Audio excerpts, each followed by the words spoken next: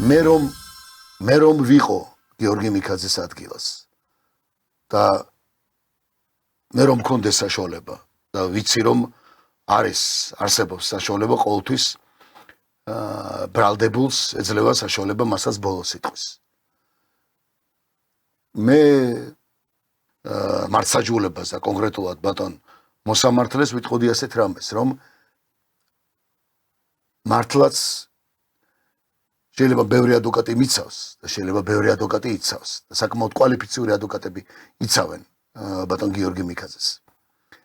მაგრამ იმედი ამ შემთხვევაში, საბოლოო იმედი მაინც დამრჩებოდა თქვენი ბატონო რომეო და დამრჩებოდა ვთქვათ იმედი მართლმსაჯულების ამ შემთხვევაში. მოდი ვიტყვი მართლმსაჯულების. ნებისმიერი მოსამართლე ვინც იგიჟდებოდა.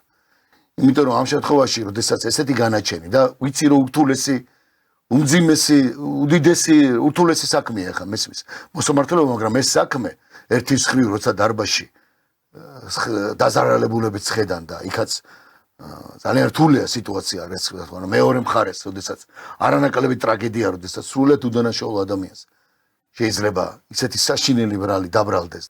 მართლა ურთულესი გადასაწყვეტია. მე ვიტყოდი, რომ მართლა იმედი და ბედიც არა მხოლოდ ჩემი ერთი რიგითი ადამიანს, რომელიც საშინელ პატიმრობას გაივლის, ან და ჩემს უკან მდგომი ოჯახის წევრების, არამედ ყველა იმ ადამიანის, ვისაც ხვალზე ნდობა აქვს მართლმსაჯულების და ნდობა უფრო მეტად უნდა გაუმყარდეს სასამართლოს.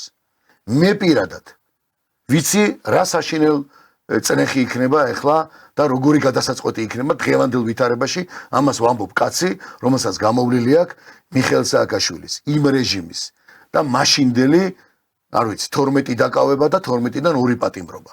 და მე ვარ ადამიანი, რომელმაც ევროსასამართლო, სტრასბურგის სასამართლო მაქვს მოგებული და მე ვარ ადამიანი, რომელმაც ბოლოს მაინც სამართალი იქვიპო. მე მჯერა მართლმსაჯულების რომ ობიექტურ გადაწყვეტილებას მიიღებთ.